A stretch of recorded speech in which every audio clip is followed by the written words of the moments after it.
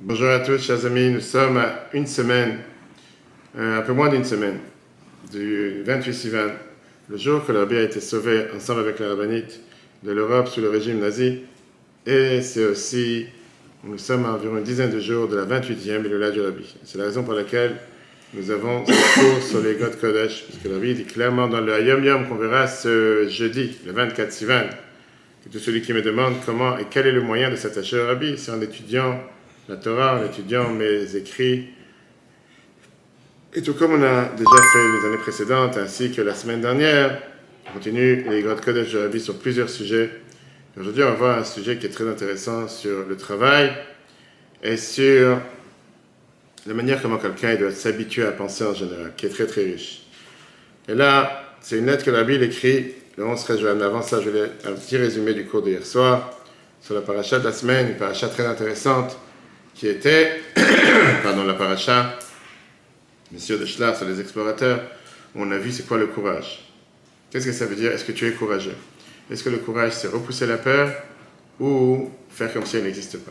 Bien sûr, on a vu à la fin que c'est les deux à la fois. C'est faire face à la peur, savoir qu'elle existe, ne pas la repousser, mais de l'autre côté, se dire qu'on n'est pas tout seul. Il y a un Dieu sur terre. Et ça, c'était l'erreur des Meraglim, l'erreur des explorateurs, qui ont pensé en disant on ne va pas pouvoir réussir, on va pas réussir.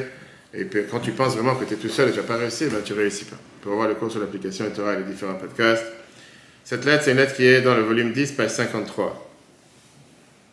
11 juin 1955, le Rabbi écrit Shalom Ubracha, bénédiction et salutation. Suite à la lettre du 6 juin, le Rabbi dit c'est compréhensible de soi-même que je ne suis pas venu avec un argument et surtout à votre fille. Mais je suis venu avec des paroles pour exprimer ma peine sur la manière de l'éducation qui a agi, qu'à un âge tellement jeune, je ne sais pas quel âge elle avait sa fille, vous pensez déjà à une carrière, quel but, qu'est-ce qu'elle va faire dans la vie. Et pas penser, mais changer jusqu'à votre mode de vie.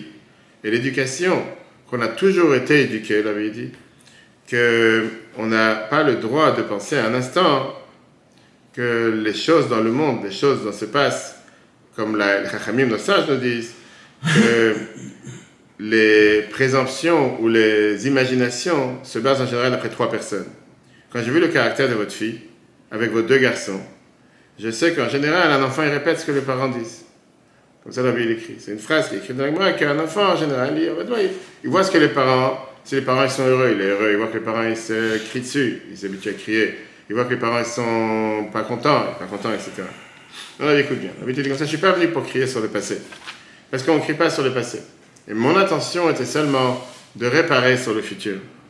Au moins, de mettre l'accent et de ne pas présenter qu'une personne qui est réussie, une personne qui peut avoir une réussite dans la vie, c'est quelqu'un qui a exactement un détail, un bilan précis et qui a une connaissance précise dans quoi il va gagner sa vie. En 2 mots, tu as tout, comme on dit, tu as tout imaginé, tu as tout préparé, tu sais depuis le départ qu'est-ce qui t'attend, et c'est comme ça que tu vas réussir. Parce que l'avait dit. En vérité, dire une chose pareille, c'est tout à fait le contraire de ce que nos sages nous disent. Ein adam yodea bema mistaker. Une personne ne sait pas vraiment comment il va survivre, quel panassa il va avoir. C'est connu jusqu'à le mot Zaken était dit, de la même manière par rapport à ce qu'on dit qu'on ne sait pas quand est-ce que le Mashiach il arrive. Et au contraire, nos sages nous ont dit Lo la chachamim lechem. Qu'est-ce que ça veut dire Lo chachamim lechem? Que les sages n'ont pas de pain. Que nos sages nous disent que ça se rapport avec la panassa. Tu ne veux pas savoir comment tu vas gagner ta vie. Alors, ça ne veut pas dire qu'il ne faut pas travailler. La Torah, elle te dit c'est que Dieu il te bénit dans tout ce que tu vas faire. Il faut faire un récipient, il faut faire un réceptacle, il faut faire un moyen de comment gagner sa vie. Il ne faut pas se dire je ne vais rien faire, Dieu va m'aider. Non, ça ne marche pas. On sait très bien qu'il n'y a pas de contradiction. Comme c'est écrit dans la Sefer Méthode du Tzemar Tzedek, page 106, c'est l'écoute Torah qui t'étient. Et donc la Bible dit il faut savoir une chose. Si tu veux que tes enfants réussissent dans la vie, je dis le mot, Yargishu Gambanav, que tes enfants ressentent, que le but qu'il y a dans ce monde, Taloui Ben Tsof, Abil Tibagvul, dépend de Dieu qui est infini et illimité.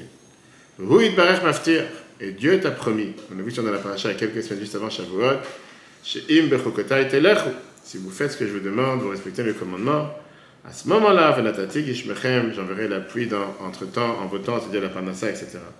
Et donc les heures que vos enfants vont investir pour étudier, Et les qualités que tu cherches, il pourra les chercher dans les propositions. Il pourra parler avec elles pour lui montrer quelles propositions sont plus adaptées, moins adaptées par rapport à leurs besoins spirituels, matériels. Et que Dieu fasse que vous puissiez avoir une énorme satisfaction de tous vos descendants avec largesse d'esprit et surtout avec une parfaite santé.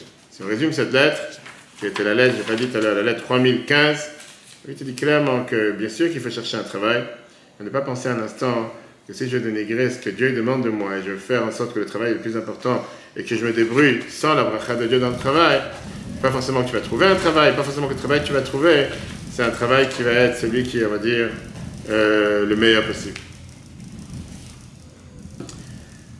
Une autre lettre, la lettre 3000, ça c'était 3015, 3011, c'était la 3011, de Dov Rejvan 5715, 1955, volume 10, page 46.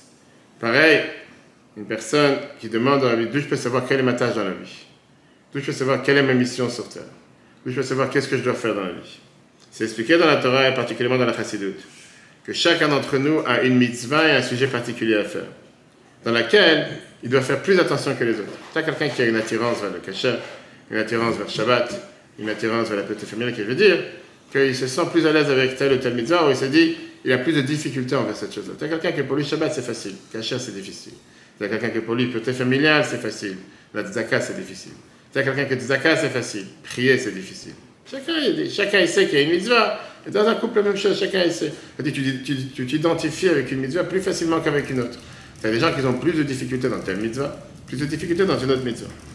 C'est écrit dans la Gemara, dans la Bible, c'est écrit dans le Kodesh Admor Azakel, que cette mitzvah, c'est par laquelle monte toute ta Torah et tes mitzvot de bas en haut, et à travers laquelle vont venir toutes les influences de Dieu de haut en bas que tu as besoin pour toi et ta famille. Maintenant, on ne parle pas forcément des mitzvahs qui sont des plus durs, des mitzvahs les plus difficiles à faire. Comme c'est écrit par exemple dans la Gemara, la fameuse phrase Avour b'may aveh tu fais ton père, dans quoi il fait plus attention. On dit qu'il fait attention dans la mitzvah des tzitzit. Pas forcément une mitzvah la plus difficile à faire. Mais ça, c'est sa mitzvah particulière. Maintenant, la Admor Azakel t'explique. Comment choisir la mitzvah laquelle tu dois te battre pour que ta mitzvah, on va dire, particulière? C'est pas quelque chose de logique. C'est quelque chose qui est au-dessus de la logique. C'est quelque chose que Dieu a décidé pour ta neshama. Comme le Goral, le tirage au sort qu'il y avait dans ce monde en bas. Maintenant, pour savoir quelle est ma particularité, quelle est ma mission, quelle est la chose sur laquelle je vais faire des efforts.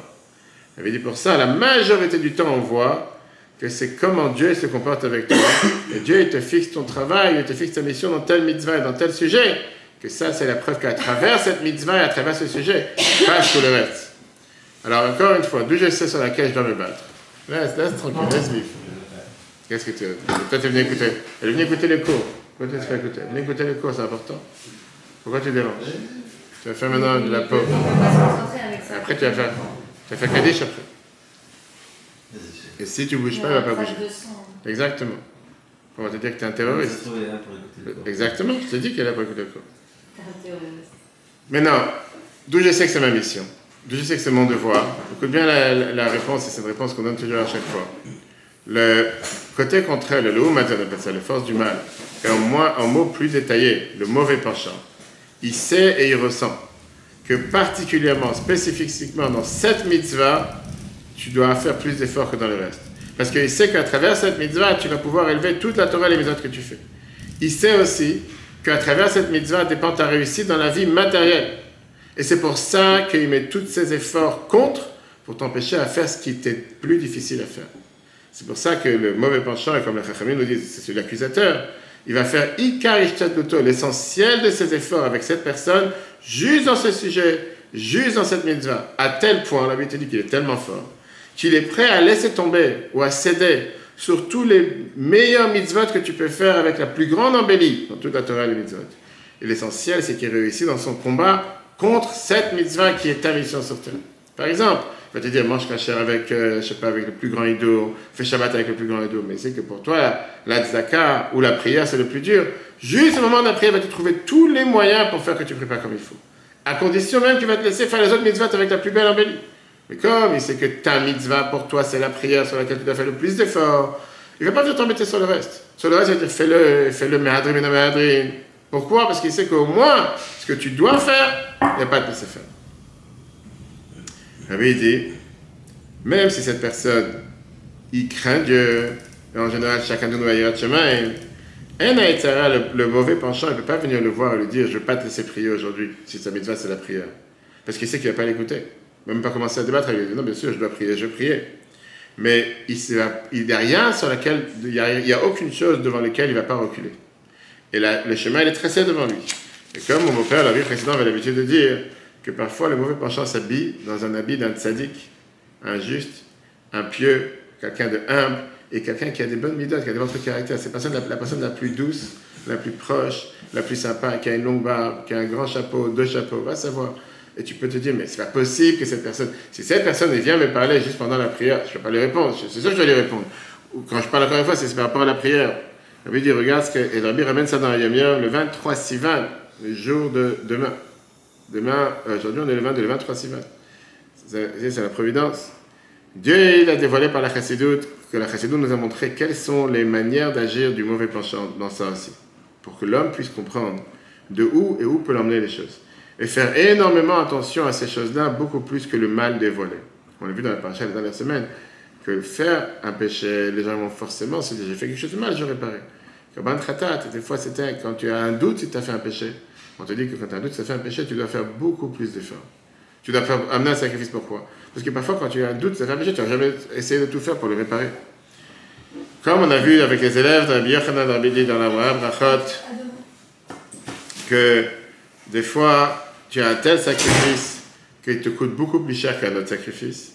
Parce que dans un Korban Khatat, un sacrifice de Khatat, tu sais qu'est-ce que telle était la faute, et donc tu regrettes officiellement par rapport à la faute que tu as faite, sans discuter. Et donc ça suffit d'amener un tel sacrifice. Dans Hacham Taloui, ça c'était une faute dans laquelle que même quand tu regrettes et tu amené un sacrifice, le mauvais penchant te tranquillise en te disant, c'était pas forcément quelque chose de non caché que tu as mangé, c'était pas de la graisse interdite, c'était de la graisse permise, et tout va bien. Dans ce moment-là, tu dois faire un sacrifice de 2 fois plus ou 3 fois plus. Parce que comme tu es tellement convaincu que ce n'est pas forcément quelque chose de mal que tu as fait, tu ne vas jamais réparer. C'est une lettre magnifique dans laquelle la Bible t'apprend exactement comment agir dans la vie. Quand les gens te demandent quelle est ma mission sur Terre, la réponse est très simple. La mission, elle est en fonction de comment tu ressens, quelles sont les difficultés, quelles sont les choses les plus difficiles à faire. Plus tu as les choses les plus difficiles à faire, plus tu sais que c'est ta mission. Il y avait une autre aussi très belle lettre avec une personne qui avait plusieurs enfants. C'est intéressante. C'est pas cette lettre-là, mais rappelle-moi après, peut-être on va la voir. Une lettre 3018. De Yigot Kodesh, volume 10, chapitre, page 55. Pareil, la Bible écrit ça à une administration d'école. Et la Bible écrit à un groupe de professeurs. Écoute bien. Un groupe de professeurs, la Bible dit, tu vois qu'elle écoute pour l'instant. Shalom Obracha, bénédiction et salutation. En réponse à votre lettre, par beaucoup de peine, je suis obligé de me précipiter à vous répondre sans attendre sur la ligne, sur la queue, parce que le sens de votre lettre, que vous me dites que puisque l'administration de telle ou telle école doit tel et tel montant aux profs, ils ont fait savoir à l'administration qu'ils vont diminuer les horaires d'études jusqu'à ce qu'ils vont commencer à leur payer ce qu'on leur doit. Une grève des profs, comme il y a en ce moment en Israël par exemple, tous les jours, ou une grève des bus, ou une grève d'ici. La vie ramène ici 4 points. Écoute bien.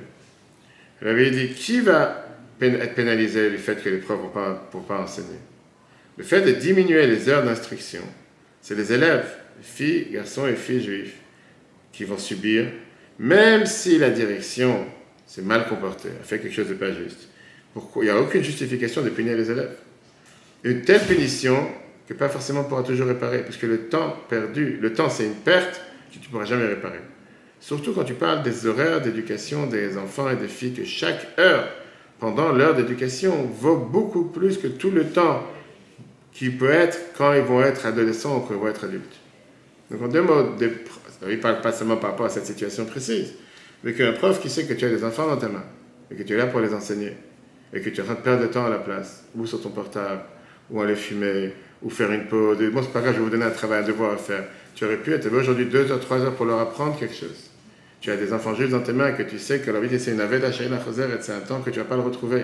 Est-ce que tu peux leur inculquer, leur enseigner quand ils sont petits? C'est 1000 fois plus important que qu'est-ce qu'ils vont avoir quand ils sont beaucoup plus grands.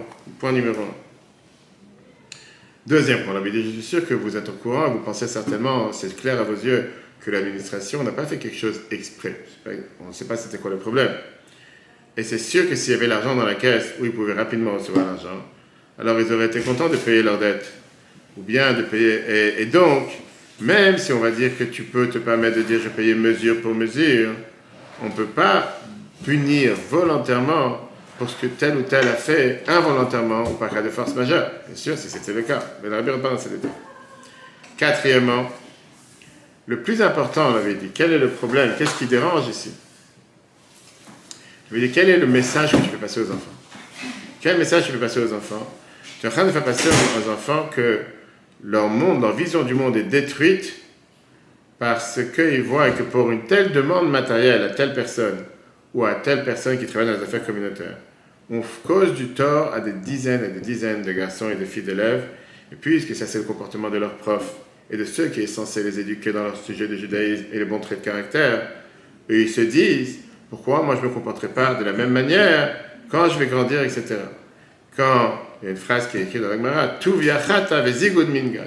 Tout via il a fauté, c'est Zigud qui prend la punition. C'est exactement ce qui se passe ici. Que tu nous pénalises à nous. C'est comme aujourd'hui, tu as dans le gouvernement la même chose, avec des gens qui te font des grèves. Chaque fois qu'il y a une période, il faut aller en vacances. La France, il ne fonctionne pas. La SNCF fait des grèves. Donc, quel rapport? Tu as une investe sur quelque chose. Pourquoi pénaliser les voyageurs? Non, pour qu'eux, ils comprennent. Ils vont rien comprendre. Eux, ils savent que ça fait 6 mois, 1 an qu'ils sont préparés pour pouvoir voyager. À cause de toi, ils ne pourront pas le faire. C'est que Dieu l'avait dit. Que le concept que même si Shaoul avait fauté une fois et David avait fauté 2 fois, néanmoins, Shaoul il a été puni parce qu'il a fauté dans quelque chose que c'était sa mission et son rôle en termes de royauté, enfin, être le roi du peuple juif. Alors que les fautes de David, même si c'était des fautes graves, ce n'était pas des fautes dans son rôle, dans sa tâche, dans sa mission qu'il devait remplir. Et comme la Chassidut nous dit, il cache l'essentiel de sa mission dans ce monde. Et donc, le fait qu'ils ont maintenant minimisé les horaires dans lesquels ils vont enseigner les études profanes, il n'y a pas de différence dans le dommage que vous faites avec une telle action. À part ça, que quand tu fais des pauses à répétition, comment on appelle ça, pas des pauses? Il y avait une perme. Des fois dans les écoles, ils disent non, aujourd'hui vous êtes en perme. Tu es en train de perdre le temps des enfants, qu'ils ont des heures à rien faire. Et c'est des heures dans lesquelles ils auraient pu être éduqués. J'espère que ces quelques lignes vont suffire à la BD. Et ça, je serais énormément content avec une bonne nouvelle par express courrier qu'ils vont donner toutes ces heures comme bénévolement. En plus, ils vont faire ça avec un bon œil, avec un cœur large, parce que dans ça dépend la réussite des enfants. Et j'attends des bonnes nouvelles de votre part. À la fin, la Bible rajoute un autre détail. Dans tout ça, je n'ai pas touché, est-ce que, d'après la halakha, est-ce que faire la greffe dans un Talmud Torah ou dans une école, est-ce qu'on a le droit ou pas? Et j'espère qu'on n'a pas besoin d'arriver à montrer des preuves halachiques. J'espère que vous avez compris le message en un mot. Je veux pénaliser quelque chose de mal qui se passe, pas sur le dos des enfants, que ce ne sont pas les enfants qui sont pénalisés, etc. Je vais terminer avec cette lettre que j'espère la retrouver rapide. Et ça, c'était une lettre dans laquelle une personne écrit qu'il y a des soucis ou qu'il y a des problèmes. Elle avait dit, je ne comprends pas comment tu peux te permettre d'écrire que tu as des soucis et des problèmes, que le début de ta lettre est totalement contradictoire par rapport à la fin de ta lettre. Je vais la trouver rapide, mais j'ai dit quand tu as tellement... Tu s'habituerais à lire les lettres régulièrement, tu as tellement de sujets qui sont tellement riches, tu veux tellement apprendre. Ah, ici. Le site Tevet, 5715, 3000, la lettre 3172. Je dis, ça c'est que tu m'écris, que tu n'as aucune réussite dans rien, que Dieu nous en préserve. Il avait dit, ça m'étonne, je suis énormément surpris. Comment tu peux même écrire une chose pareille? Comment tu peux dire une chose pareille? Au début de ta lettre, tu commences à dire que Dieu t'a béni avec ton mari, avec 4 enfants en bonne santé. Et que tu te trouves dans un pays relativement calme, en paix. Et même si la parnassa, elle arrive difficilement, mais grâce à Dieu, vous réussissez à éduquer vos enfants. Et se rappeler les années passées, en 1955, quelques années avant, c'était la guerre, la Shoah, etc. Se rappeler ce qui se passait dans les années précédentes. C'est sûr que ce qui se passe aujourd'hui pour vous, c'est un miracle. Je dis bien sûr qu'on doit demander à Dieu de nous remplir le manque qu'on a et de nous enlever ces difficultés. Et quand on se comporte après les demandes que Dieu nous dit dans la Torah vivante, Dieu commence à compléter les manques qui nous manquent. Et surtout dans votre cas, ça doit s'exprimer par ça que vous allez faire attention avec un hido, avec embellir sur manger kasher, faire Shabbat. Et en général, vivre comme un juif doit vivre. Et Dieu va vous faire en sorte que vous pourrez donner des bonnes nouvelles dans tout ce qu'on a mentionné. Ça ressemble à une autre lettre qu'on avait déjà vue plusieurs fois, dans laquelle Rabbi dit à quelqu'un qui a dit que toute ma vie, j'ai vu que du malheur. Rabbi dit, t'es marié, t'as 2 enfants, comment t'es que du malheur? Rabbi dit la même chose. Comment tu peux commencer à m'écrire que tu n'as aucun succès dans rien? Ça veut dire relativise. Tu as 4 enfants, tu réussis dans leur éducation, aucun succès dans rien. Tout ça, ça vaut rien. Pourquoi? Parce qu'aujourd'hui, je n'ai pas eu un rendez-vous, aujourd'hui, je n'ai pas réussi dans le cabinet ou quoi que ce soit. De quoi tu parles? Et c'est pour ça que j'ai dit, quand tu lis ces lettres tous les jours, régulièrement, ça te donne une vision du monde tellement calme, sereine. C'est la paracha d'hier soir, encore une fois, le cours d'hier soir, le courage de savoir que le fait que leur mission était parfaite. Ils n'ont rien dit de mensonge, ils ont dit du vrai, ce qu'ils ont vu en Israël, etc. Mais le fait de dire que Dieu ne pourra pas faire en sorte qu'on arrive, en deux, ils ont oublié que le même bon Dieu qui vient de les faire sortir d'Égypte, le même bon Dieu qui a ouvert la mer Rouge, le même bon Dieu qui a envoyé les 10 plaies, c'est le même bon Dieu qui sera avec eux comme il a toujours été présent pour eux. Et comment tu peux te permettre de dire, je ne vais pas réussir, comme si tu penses à l'instant que c'est toi qui décides, c'est pas toi qui décides, il y a un Dieu qui est avec toi. Tu dois agir, tu dois faire ce qui dépend de toi, mais n'oublie pas à aucun instant d'avoir la Emouna, la Bitachon, pas dans des mots, pas dans te dire je suis un juif, je crois en Dieu, ça c'est bien pour les tachis, comme on dit, sur le terrain, dès qu'il y a un souci, ou même pas quand il y a un souci, tu vas au travail, je vais faire ce qu'il faut, je vais faire ce qui dépend de moi, Dieu va continuer à m'aider, et comme ça je vais réussir. Le cours sera en replay sur l'application eTorah sur Google et Apple, on s'apprête à prêter les 20 ans du Betrabat et du Vœu demain soir, on compte sur chacun. Que Dieu vous bénisse, très bonne journée à tous et à la semaine prochaine.